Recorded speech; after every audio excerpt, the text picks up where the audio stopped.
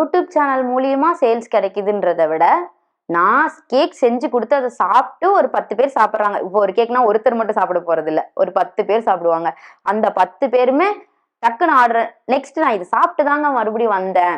Taste பிடிச்சுதான் வருவாங்க. நம்ம என்னதான் கேமரா முன்னாடி சிரிச்சு சிரிச்சு பேசினாலுமே அவங்களுக்கு கேக்கோட டேஸ்ட் பிடிக்கணும்ல. அப்படி வந்தவங்க தான் எனக்கு நிறைய பேர். கிட்டத்தட்ட 1 இயர் கழிச்சு தாங்க நம்ம சப்ஸ்கிரைபர்ஸ் எங்கிட்ட ஆர்டர் கொடுக்க ஆரம்பிச்சாங்க.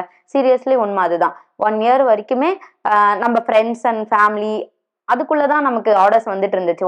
ரொம்ப ரீச்லாம் இல்ல 1 இயர் வரைக்குமே. அதுக்கப்புறம் நல்லாவே ரீச் கொடுத்துட்டாங்க. இப்ப நல்லாவே போயிட்டு இருக்கு பிசினஸ். நம்ப முடியல, எனக்கு கிள்ளி பாக்குற மாதிரி இருக்கு. 2 மில்லியன் இருக்காங்க, நிறைய பேர் வந்து பேசுறாங்கன்றதுக்கு அப்புறம் தான் எனக்கு தெரியுது, ஓ நம்ம ரீச் கொடுத்துருக்கோம், இந்த அளவுக்கு நிறைய பேருக்கு நம்மள தெரியுது அப்படின்னு. அதுக்கப்புறம் தான் எனக்கு தெரிய ஆரம்பிச்சிச்சு. ஃபர்ஸ்ட் ஆஃப் ஆல் எனக்கு அப்பெல்லாம் மில்லியன் அடிக்கிறப்பையும் சரி, 2 மில்லியன் அடிக்கிறப்பையும் சரி, எனக்கு சுத்தமா ஓ சப்ஸ்கிரைபர்ஸ் அவ்வளவுதான் அப்படிதான் இருந்தது. நிறைய பேர் என்னை கூப்பிட்டு 2 மில்லியன் சூப்பர் அப்படின்லாம் சொல்றப்போ, ஓ இது ரொம்ப பெரிய விஷயம் அப்படின்னு அதுக்கப்புறம் தான் எனக்கு தெரிய ஆரம்பிச்சது, ரியலைஸ் பண்ணேன். நம்ம சேனல் பொறுத்த வரைக்கும் கண்டென்ட் வீடியோஸ் போடுறது இல்லைல்ல, நம்ம அன்னன்னைக்கு நடக்கிறத தான் எடுத்துப்படுவோம். நம்ம கேக் பேக்கிங்ல என்ன பண்ணியிருக்கோம் அதை எடுத்து அப்படியே நான் பப்ளிஷ் பண்ணுவேன், அவ்வளவுதான். கண்டென்ட் யோசிக்கிற அளவுக்கு இதுல ஒன்றும் இல்லை.